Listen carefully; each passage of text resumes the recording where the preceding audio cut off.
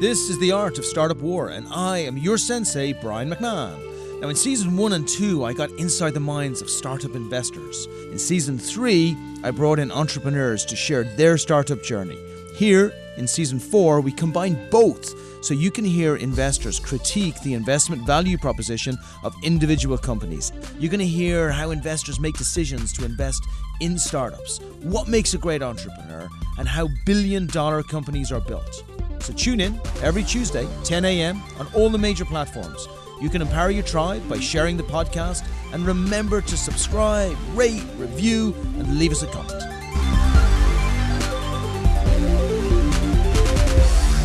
Good morning, it is Brian. We are back in the fridge. It is another beautiful Tuesday. I'm talking to an incredible entrepreneur building an amazing product which is going to change the world. Anna, yes, welcome. Good morning, thank you.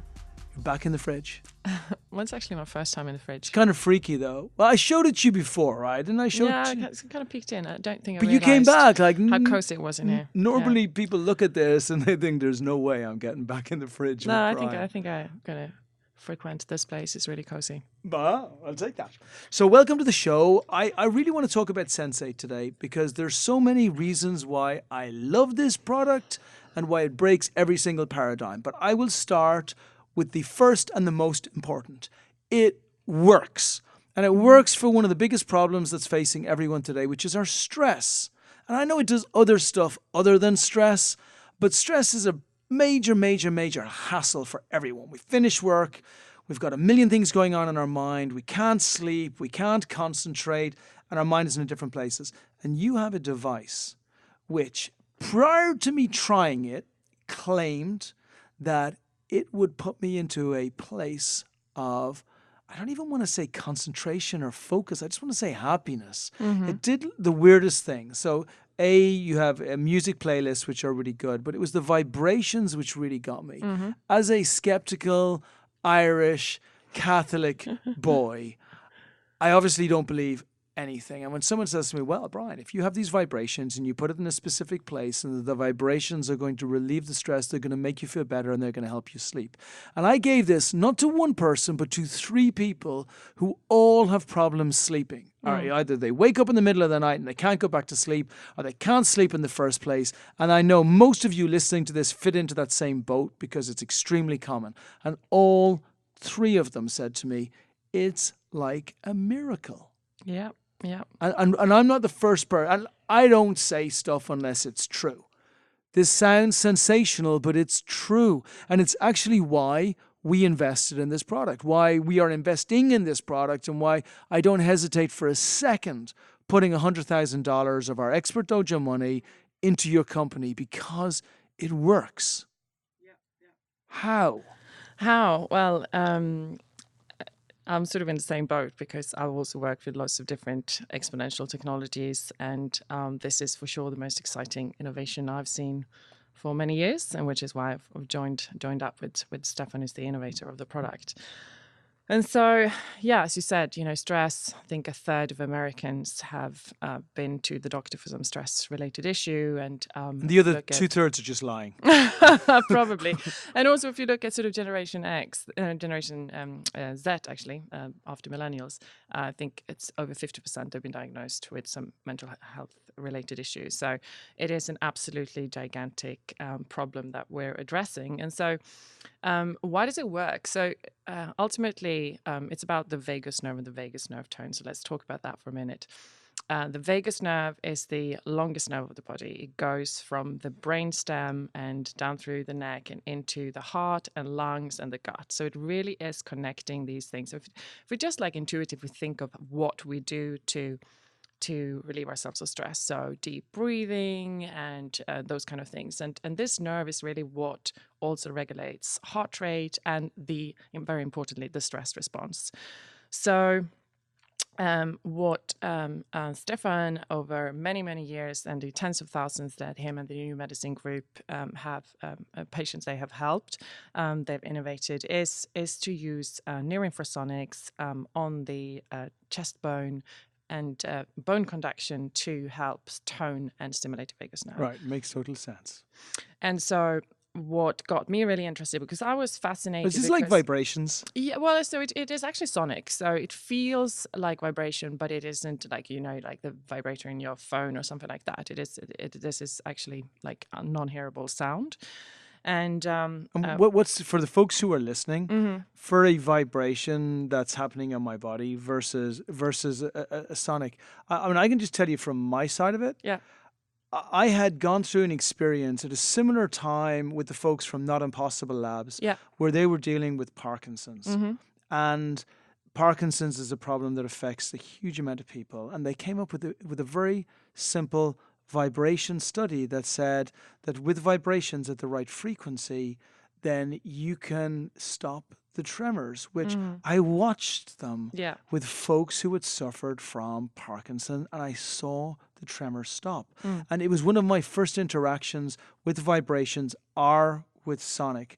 And it's just incredible how something that we don't really talk about or know about it can have such a huge impact on the human body. yeah, yeah. And I mean, one of the reasons I'm interested in this field is that I truly believe that it is part of the new paradigm of health and well-being that we're moving into, to understand the vibrational nature and what frequencies do to our body and our health and well-being.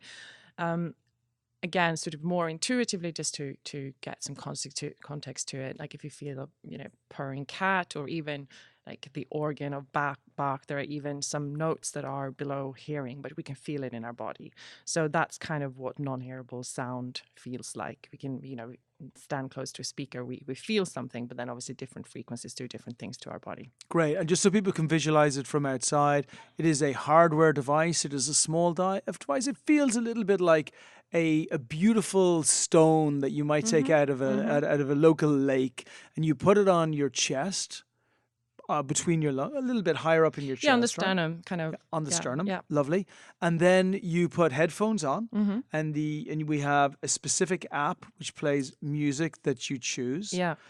What's the story behind the music? Yeah, so the music is actually composed, it's one piece, what is happening on the device and what's happening in your ear. The music or the soundscapes actually have a number of ingredients that also help with hemispheric stimulation, as in helping relaxing from the brain, which also goes into the nerve. But the main and the sort of pending patent and the IP is really around using infrasonics and bone conduction on the chest bone. Beautiful. So it's patented and protected as well. So we're quite far ahead in the process, and so we have a pending patent in all main regions. Yeah. Beautiful. And pending is our favorite, by the way, because pending means we don't have to release any of the details yet, but we have ourselves nicely protected, so it scares other people away. So yeah, our view on this is real simple over at Expert Dojo. Is like, as you said, a third of Americans have stress. I believe 100% Americans have got stress. A third of Americans have difficulty sleeping. I believe 100% of Americans have difficulty sleeping at certain times. And I think 100% of us need to come to a better place of well-being. And also, timing is everything. You need to build a great product and you need to have a phenomenal user experience, both of which you've done. But without timing, it's extremely hard to be successful. If we had gone back 10 years ago, I'm not sure how easy it would have been for this to have been a success. But if we look at what's happened with Calm and Headspace and the entire wellness industry, we've come to a place where we've moved beyond just the foo-foo people, the folks who got it, but they were that small minority of early adopters. And we've moved to everybody else who just wants a more peaceful and happier life. Yeah, and in addition to that, I think it was Andy Ratcliffe. I think he's the CEO of Wealthfront. He talks a lot about product market fit and so on. And he was talking about where you want an early stage from an investment opportunity to be, and that is not yet consensus. And this is exactly where we're at. There's a lot of experts that absolutely know how effective this is. They have treated tens of thousands of people and just absolutely know without any doubt. And then you still have sort of many people that haven't shifted and are not totally convinced. So it what is does he say? Does he say that, before consensus? Yes, before consensus. Because when obviously, so if can this we was already... can we change that a little bit? Can we say before mass consensus? Yeah. Because here's what I love. What got me with the product. as an investor ourselves, we go through stages of being convinced, right? And none of us know until the final exit happen, but we know we want to invest at a certain moment. So I saw the product. I actually, the very first thing that I loved was you. The biggest thing for me, when you get a creator of a product, you know that they have incredible creative flair, but the ability to execute is always difficult because it's not inherently built in with a creator. When you see a phenomenal business development person who has got the ability to build a great logistical framework, such as you, and you combine that with a great content creator, for me, that's gold. So I knew the first time we met, within 25 minutes, that as long as the product did what you said it was going to do, we would want to invest. Yeah. So for all you entrepreneurs listening out there, that's how we think. You have to be brilliant, and you have to, and it's not about you selling to me, because Anna didn't even sell to me. She just said, look, as a matter of fact, this is what I intend to do, and this is how I intend to do it. And if you would like to be on the journey, that would be great, right? The second part of me being convinced was when I had the product tried. And I suddenly thought, my goodness, this is gold. But without the third part, 1 and 2 wouldn't have mattered. And the third part was I checked the reviews. Yeah. And that's what I mean by mass consensus. I love to see that there has been an analysis of the user experience or the human-centric design or the utility of the product wrapped up with all that beautifulness in a nice little bow. Yeah. And the product reviews are off the charts. Yeah. So let me given a product geek with both CPO and CEO background. So, for me, and what really got me completely fascinated was, first of all, a really good product metric is that people are willing to separate from the money now to get a product delivered several months later. The first product 9 months later, this product 3-4 months later. So that is a very, very strong product metric, and that the first batch of 1,000 sold out immediately, etc.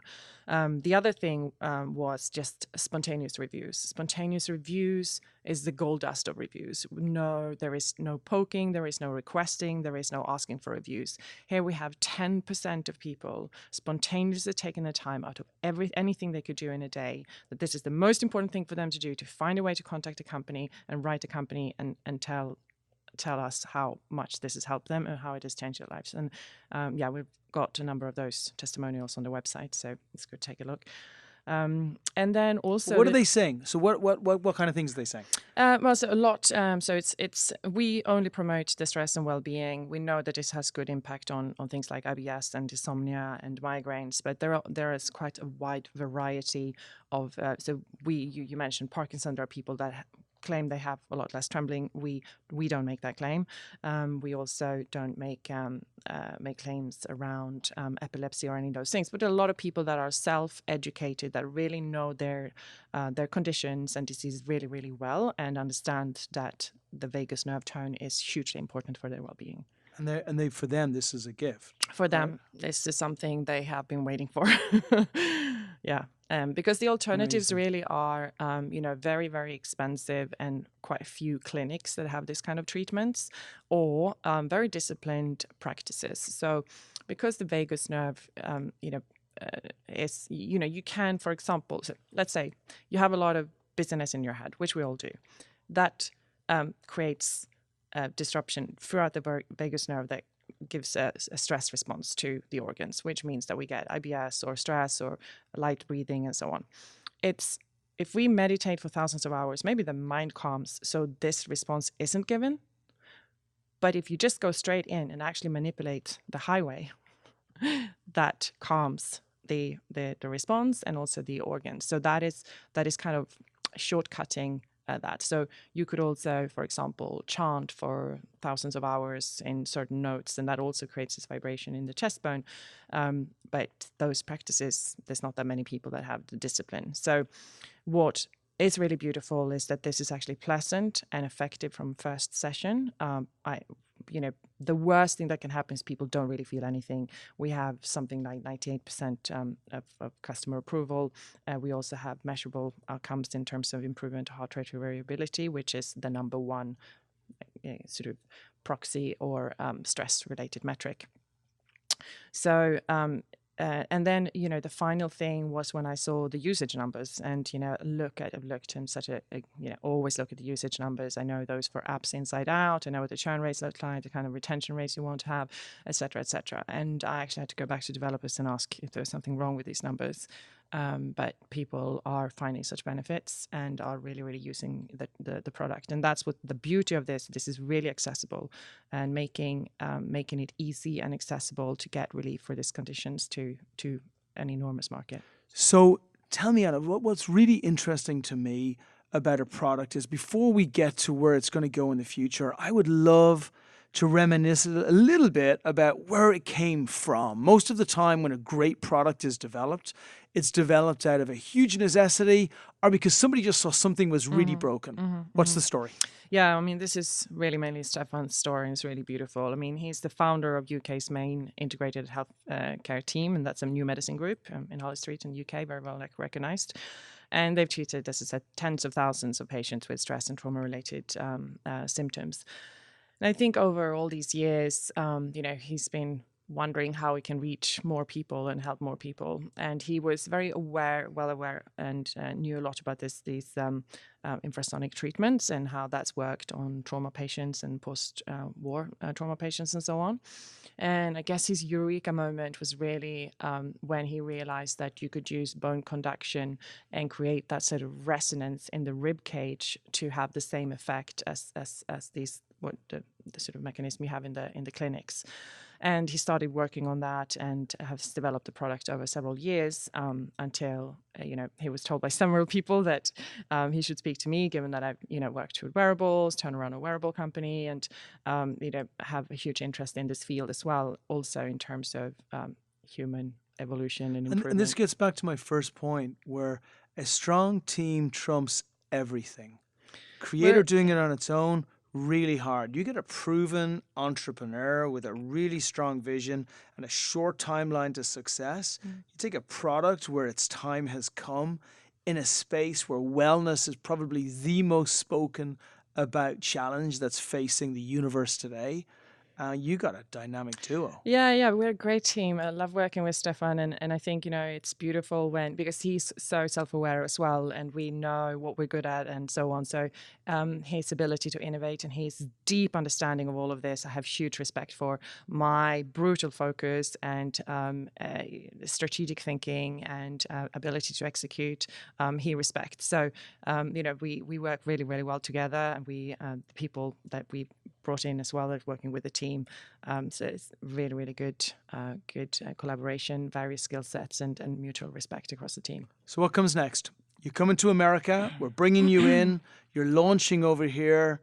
Paint me a picture of the next couple of years. Yeah, no, it's super exciting. So what we know is that the US market is the most relevant. Actually, it's big, but also just the numbers I spoke about and the need, and also unfortunately the lack of alternatives, especially when it comes to mental health. Even with health insurance, it's actually quite hard to get support, and there is an enormous amount of suffering, an enormous amount, and so it is our number one focus. And so it's fantastic to have met you and Expert Dojo, because this is exactly the kind of support that we're looking for. So for me at this stage, we've made incredible progress on very little funds and sort of where we got to today.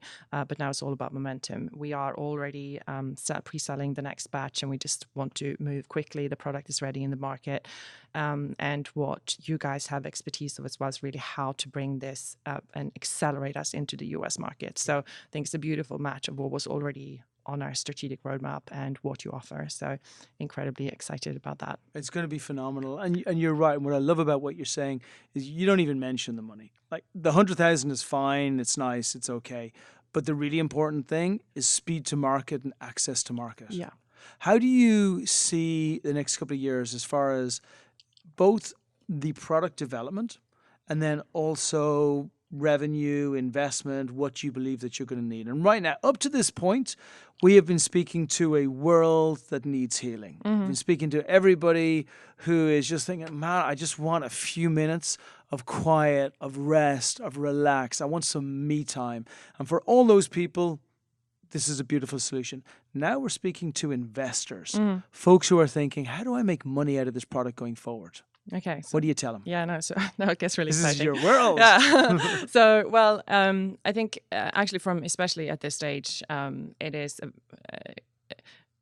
is an incredibly exciting opportunity as well. Also because the business model and the mix of hardware and software actually is so much more interesting than just apps. I know the app and the service and SaaS business model and price models inside out, and so just the combination and the margins that we get on the hardware plus the software just means that we can actually get to profitability so much quicker than for example, I've done a lot of sort of health related apps and so on, which I get quite tired of. It's hard. It's really hard to make money, and you typically need to raise double or triple million to get to a point where you're really in a good place, and most of them fail. Here we actually have a really healthy unit economics, and so in terms of the near term, there's a whole range of products and a whole ecosystem to develop. But we have a sort of killer product right now, which has both hardware and software. So what we will do in the near term is really focus these funds on growing that, because there is a huge need, and also it actually brings us to profitability quite quickly. At which point, obviously, we can grow the product portfolio, etc. So, It's it's very much always an Apple strategy, plus one.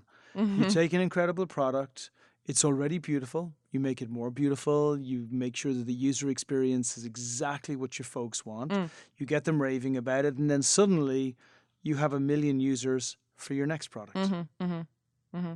Yeah, and it's always for me, like it's again probably a little bit my product background. It's always constantly tweaking and checking, like where are we with this, and when can we accelerate what, what's happening here. So we have also the patent actually has a whole range of products included in it. I don't want to invest a huge amount near term in R&D, but it obviously means long term we need to not just have the one product. So near term we're looking at getting to the market with this product and growing that. We will get to profitability during next year. But then, Oh, that's it. By the way, and I must say that's you can't unusual use to say. the P word in America. Oh. You're supposed to lose money for years and years and years and years. Well, So hang on, if you get to profitability, does that mean that as an investor, I'm not going to be diluted all the way down with a million rounds of funding? Well, that takes all the fun out of it. I'm supposed to be working out how much money I lost. Yeah, this is some of the paradoxical conversations that I have sometimes. But yeah, indeed. So obviously we want to be able to grow beyond that. So it's unlikely that we'll raise nothing more, because we do want to grow. This is like a very big market, and we want to have a very big market share. So, but I do love the focus. Joking aside, I do love the focus on actually the fact that you have a great product, which has really good margins, that has the ability to make money on a monthly basis, and then you use that then as a base to go forward. And I specifically said Apple actually beforehand. Many of the unicorns grow because of user growth, and they lose money forever. And Apple is one of those few companies that came out of the gates with a great product which was focused on amazing human-centric design, but had the ability to make good profit margins from strong fan loyalty, not just because they did a bunch of Facebook ads. Yeah. And your strategy is very, very similar to that. I would say also that given that I've pivoted away from wearables in the past, which I do get questioned about, when I look at product, and this is also how I would analyze investments, is what is the psychological driver that backs buying anything. So when, for example, a tracker like Fitbit, or I have the Aura ring, no one is in pain for not having one. And it doesn't have an enormous impact on you in terms of your identity. It doesn't feel like alcohol to use. So the driver isn't that strong. Also, just in terms of stickiness and patterns and all of that. It's a vitamin as opposed to a painkiller, right? Yeah, but I said straight away when actually wearables were at their peak that I didn't believe in the business model, and it would be hard to monetize the services, and that's exactly what has happened. So here this is a completely different space. It might sound the same. You might put, it's not a wearable, you don't necessarily walk around with it, although people tend to keep it in their bags apparently. But this is really this is fixing something, and it's fixing a pain. people have a real need and a real pain. And then we're talking about completely different price points and completely different usage. It's fixing something for real. Right. And so that's why it's not a wearable. It's not like this is it's a completely different psychological driver, and that's why we have no resistance on the price point. That's why we have people pre-ordering, and obviously that's not the only reason. We have the stickiness. People keep using it because it's actually helping. You mentioned, it's not the first time people have tried everything in terms of sleep, and this is the first thing that is working. They've tried everything. I mean, we've even had people writing in that they had sort of, I don't know, there are different reasons for tinnitus, right? So some are hearing damage and there are other reasons, and it's sort of fixed tinnitus, etc. So there's a lot of different conditions, but the fact that it works, as you started out with, and that it's fixing a really, really real need and a pain, that is also what makes it so viable. Totally. And look, I used it, and I don't. I'm very fortunate, I believe. I generally have a good constitution, pretty happy person. I get stress, but I believe I manage stress incredibly well because I'm lucky, right? Because my constitution says, Brian, terrible things can be happening and you just don't notice. You deal with the consequences of them, you deal with the symptoms of them. Actually, to be fair, I deal with them up front. But because there's so many, I should come home and want to put a wet towel on my head, and I don't. I feel really good. So I am actually the furthest person away from a user of this product. Yeah. And I remember when you brought it, I went home. My little boy was there at home, and I said, you know what? Just for 5 minutes, I'm going to just sit here and I'm going to put this on my chest and I'm going to put the headphones on because I want to experience it. Not because I need it, not because I didn't want to spend time with my boy or because I needed to lie down. And it was just very, I mean, relaxing is actually a really crappy word, which doesn't describe it, but it was very happening. How's that? Yeah. I just was in a very good place for 5 or 10 minutes as I enjoyed my time. Yeah. Yeah. So, and that's me. Yeah, and that's right? you. I am the furthest person away from anything that's not rushing every 10 seconds. But I was really at comfort with myself. Yeah, yeah. I mean, I'm interested in this field also because of my, I'm interested in my personal improvement and like human improvement in general. So a lot of the health hacker community are also very conscious of the importance of good vagal nerve tone. So they tend to buy the products for that reason and not for the reason that necessarily they're in stress and pain. But now the main market is the hundreds of millions of people across the globe who are struggling with stress-related symptoms, insomnia, migraines, IBS, etc. And it's wonderful because it's a wellness product, so we don't need to go through any difficult regulations on it. We just need to make people happy. Yeah. That's it. Yeah. The world judges, and the world has judged, and this is what they've come up with. What about funding requirements to get you there? How much we're going to raise? How much are we raising now? When are we going to raise, and what's that going to do? Yeah, this is part of our conversation, right? But we're currently raising a seed or pre-seed round, 500K. We're more than halfway through that. Given that we have revenue, so I think it's very common at this stage, you don't even expect revenue, but that should actually get us where to the next round, but actually probably to profitability. And if you get the 500K, how many units more or less will that get you? Will that get you a couple of thousand? The 500K. Well, so again, the model is based on actually it's all based on marketing spend and sales. So given that we have revenue, to manufacture, well, margins are around 65%. So they're excellent. Yeah, they're very, very good, and that's even without rolling out the premium services. So, yeah, if you want to translate that into number of devices, I guess 2,000. Perfect. But the beautiful thing about it is the overheads are very low.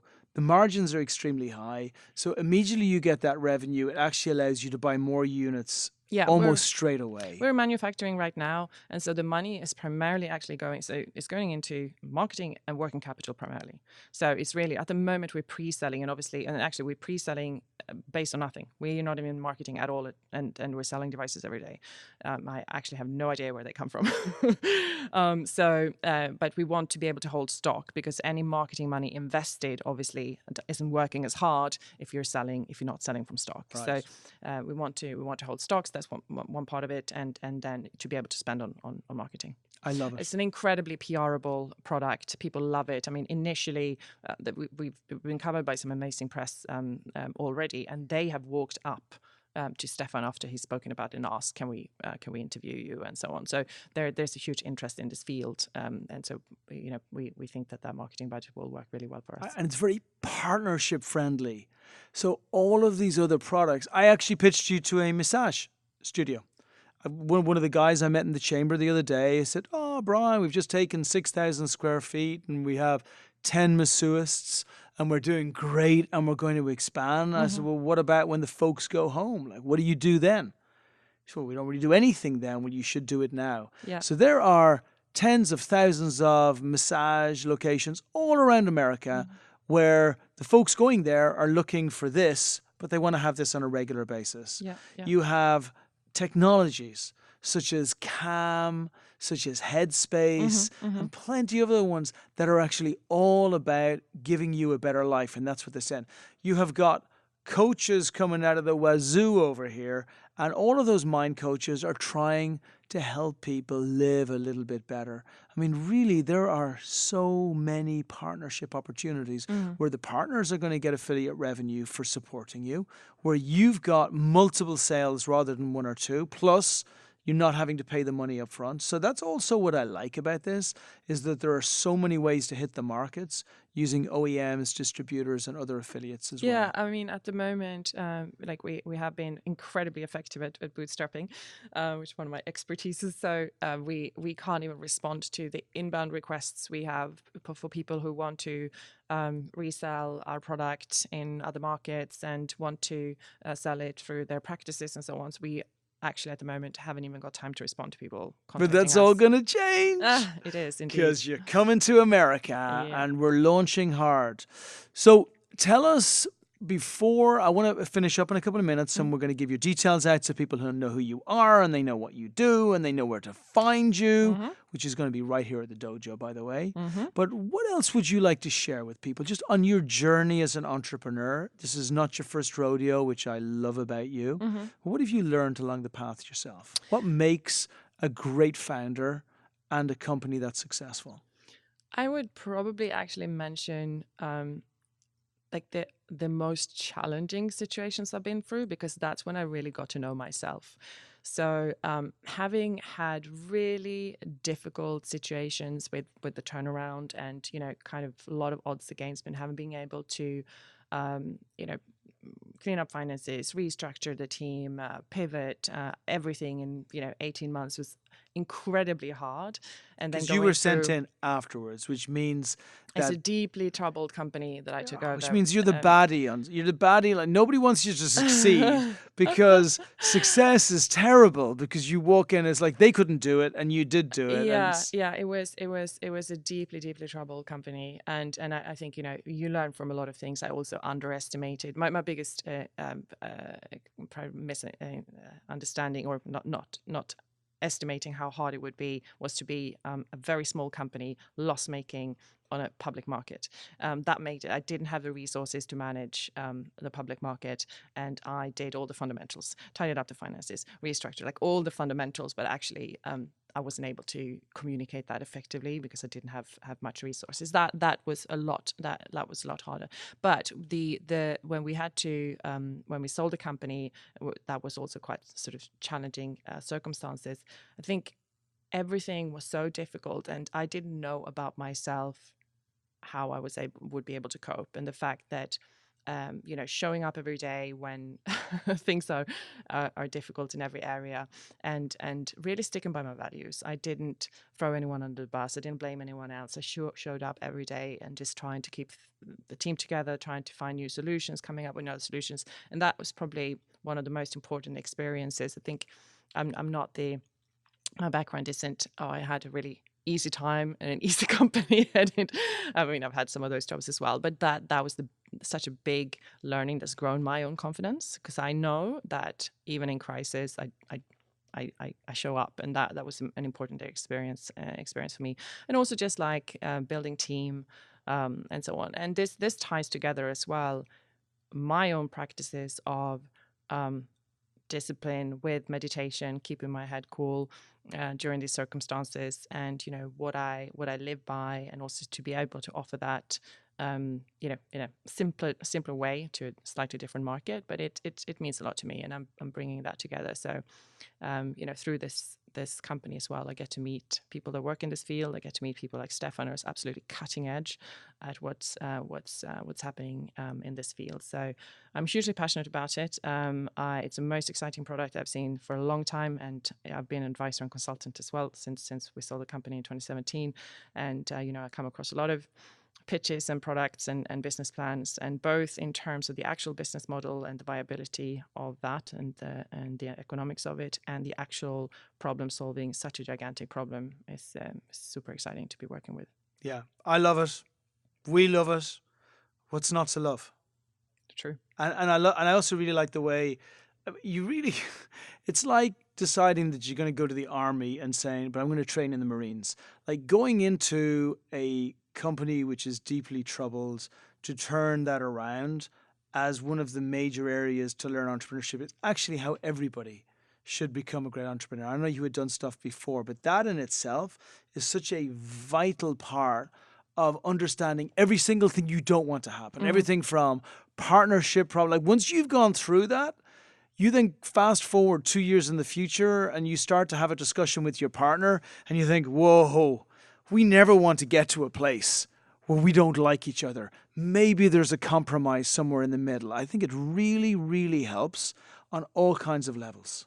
Absolutely. So that's my recommendation for today. Everyone should try and get engaged in a troubled company that they haven't made troubled, and try and see if you can help it out. And then you'll need a Sensate. Then you need a Sensate, yes. Actually, every troubled company should have a Sensate. So sure. How can people find you? Give them the details of the company, please, the website. Yep. And any instructions as far as people, I'm sure there's a lot of people who are listening to this, not just who want to invest, follow our lead, you should, but also folks who just want one. So the website is getsensate.com. That's GETSANSATE. Sensate. No, SENSATE. This is when this is actually because I'm not native English. No, I heard spelling is something you only do in primary school. And you said it earlier on. You said it is the Z generation, and I'm like, Anna, you are in America now. It is the Z generation. And on top of it, I'm not even native English speaker. So get Sensate. Although nobody would have guessed that. So GETSENSATE. GETSENSATE.com. Yeah. So that's the website, and where you can buy it as well. And they can email you at Anna at Bioself Technology. So that's Bioself SELF.technology. Perfect. Okay, which is the mother company. Beautiful. And then any parting words to investors and also to consumers in the future? So to investors, I think really take a look at it. I think it is. If you want to be successful with investments, this is the type of thing to take a look at. I see a lot of investors that invest in copycats where there's only been one out of 2,000 that have succeeded. If it is at this early stage, then the fact that it isn't mass consensus yet is a great opportunity. And so, You're watching me nodding, right? I see you nodding. And I mean, to be honest, this is exactly the same assessment I made myself to put in, my life, significant sweat equity and life out of all the other things I could be doing. And for consumers, just get a product. Yeah, for crying out, listen, if you go out and buy a Hello Kitty or a pillow that happens to have your favorite football team, like, it's okay, but why don't you do something that makes a damn difference in your life? If you want it, get it for you. If you love someone, get it for them. Make the world a better place. And get Sensate this Christmas. All right, It's been a pleasure. It hasn't even started to be a pleasure. It's going to be awesome. We're going to do so many brilliant things. I'm looking forward to it going all the way. Me too. Really looking forward to working with you as well. And that's a wrap. Thanks for joining us. If you love the podcast, please empower your circle by sharing these stories. The Art of Startup War is brought to you by Expert Dojo. And remember, we invest in startups, $50,000 checks. Make sure you apply on our site if you are one of those great entrepreneurs looking to bring your company to the next level. As far as the Art of Startup War is concerned, we are back every single Tuesday at 10 a.m.